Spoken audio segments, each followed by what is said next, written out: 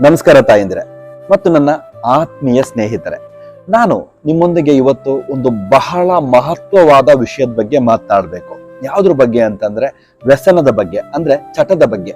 ನಮ್ಮ ಮನೆಗಳಲ್ಲಿ, ಹಳ್ಳಿಗಳಲ್ಲಿ ಮಕ್ಕಳು, ಗಂಡಸರು ಯಾರಾದ್ರೂ ಒಂದಲ್ಲ ಒಂದು ರೀತಿಯ ವ್ಯಸನಕ್ಕೆ ಒಳಗಾಗಿರೋದು ನಾವು ಕಂಡಿದ್ದೇವೆ. ಆದ್ರೆ ವ್ಯಸನ ಅಂದ್ರೇನು, ಅದು ಹೇಗೆ ಆರಂಭವಾಗುತ್ತೆ, ಯಾವ ರೀತಿ ನಾವು ಅದನ್ನ ತಡೆಯಬಹುದು ಎಂಬುದ್ರ ಬಗ್ಗೆ ನಾವಿವಾಗ ತಿಳ್ಕೊಬರೋಣ. ಈ ವಿಡಿಯೋ ನೋಡುವ ನಿಮ್ಮಲ್ಲಿ ಒಂದು ವಿನಂತಿ ಇದೆ. ವಿಡಿಯೋ ಪೂರ್ತಿ ನೋಡಿದ ನಂತರ ನಿಮಗೆ ಉಪಯೋಗವಾದ್ರೆ ದಯವಿಟ್ಟು ಶೇರ್ ಮಾಡಿ. ನಿಮ್ಮ ಹಳ್ಳಿಯ ಮತ್ತೊಂದು ತಾಯಿಗೆ, ಅವರ ಮಕ್ಕಳಿಗೆ ಇದರಿಂದ ಸಹಾಯವಾಗಬಹುದು. ವ್ಯಸನ ಅಂದ್ರೆ ಒಂದು ನವೀರಾದ ಚಟ. ದಿನದಿಂದ ದಿನಕ್ಕೆ ಅದು ನಮ್ಮ ಮೇಲೆ ಹಿಡಿತ ಸಾಧಿಸುತ್ತೆ. ಇದು ಮದ್ಯ, ಗಾಂಜಾ, ಪಾನ್, ಗುಟ್ಕಾ, ಸಿಗರೇಟ್, ಜೂಜಾಟ ಹೀಗೆ ಒಬ್ಬೊಬ್ಬರಿಗೊಂದೊಂದು ರೀತಿಯಲ್ಲಿ ಇರುತ್ತೆ.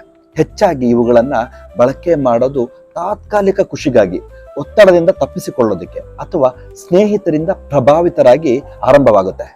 ಒಂದೇ ಒಂದ್ಸಲ ತಿಂದು ನೋಡೋಣ, ಒಂದೇ ಒಂದ್ ಬಾರಿ ಕುಡಿದು ನೋಡೋಣ, ಅದರ ಟೇಸ್ಟ್ ನೋಡೋಣ ಅಂತ ಒಂದು ಕ್ಯೂರಿಯಾಸಿಟಿ ಮೇಲೆ ಶುರುವಾಗುತ್ತೆ. ಆದ್ರೆ ಸಮಯ ಜಾರಿದಂತೆ ಅದು ಒಂದು ಚಟ, ಒಂದು ಅವಶ್ಯಕತೆ ಆಗಿಬಿಡುತ್ತೆ. ಇದು ಬೆಳವಣಿಗೆ ಆದಂತೆ ಮನಸ್ಸಿಗೂ ದೇಹಕ್ಕೂ ಹಿಡಿತವನ್ನ ಸಾಧಿಸುತ್ತೆ. ನಿತ್ಯದ ಬದುಕು ವ್ಯಸನದ ಹಿಂದೆ ಸುತ್ತುತ್ತೆ. ಹಣ ಇಲ್ದಿದ್ರೆ ವ್ಯಸನಕ್ಕಾಗಿ ದುಡಿಮೆ ಮಾಡ್ತಾರೆ. ದುಡಿಮೆ ಮಾಡಲು ಶಕ್ತಿ ಇಲ್ದಿದ್ದಾಗ ಹಣ ದೋಚುವ ಸ್ಥಿತಿಗೆ ಬರ್ತಾರೆ. ಈ ವ್ಯಸನದಿಂದ ಆರೋಗ್ಯ ಹಾಳಾಗುತ್ತೆ, ಕಿಡ್ನಿ, ಲಿವರ್, ಹಾಗೆ ನಡವಳಿಕೆಯೂ ಹಾಳಾಗುತ್ತೆ, ಮನಸ್ಸೆಲ್ಲ ಕುಸ್ತೋಗ್ಬಿಡುತ್ತೆ. ಇದರ ಪರಿಣಾಮ ಕುಟುಂಬಕ್ಕೆ ಮಾರಕವಾದ ನೋವಾದ್ರೆ ಸಮಾಜಕ್ಕೆ ಆ ವ್ಯಕ್ತಿ ಸಮಸ್ಯೆ ಆಗ್ತಾನೆ. ವ್ಯಸನ ತಾಯಂದಿರ ಬದುಕನ್ನ ಭಾರ ಮಾಡುತ್ತೆ. ವ್ಯಸನಿಗಳ ಮಕ್ಕಳು ಅದರಿಂದಾಗಿ ಭೀತಿಗೀಡಾಗ್ತಾರೆ. ತಾಯಿ ಹೇಗೆ ತಾಳ್ಮೆಯಿಂದ, ಪ್ರೀತಿಯಿಂದ ಮಗನನ್ನ ವ್ಯಸನದಿಂದ ಹಿಂದಕ್ಕೆ ಕರೆತರಬಹುದು ಅನ್ನೋದ್ರಲ್ಲಿಯೇ ನಿಜವಾದ ಶಕ್ತಿ ಇದೆ. ಕೊನೆಯದಾಗಿ ಒಂದು ಮಾತು, ತಾಯಂದ್ರೆ ನಿಮ್ಮ ಎಚ್ಚರಿಕೆ, ನಿಮ್ಮ ಪ್ರೀತಿ, ನಿಮ್ಮ ನಂಬಿಕೆ ಇವೆಲ್ಲವನ್ನೂ ಬಳಸಿ ನೀವು ನಿಮ್ಮ ಮನೆಯಲ್ಲಿಯೇ ವ್ಯಸನ ತಡೆಗಟ್ಟಬಹುದು.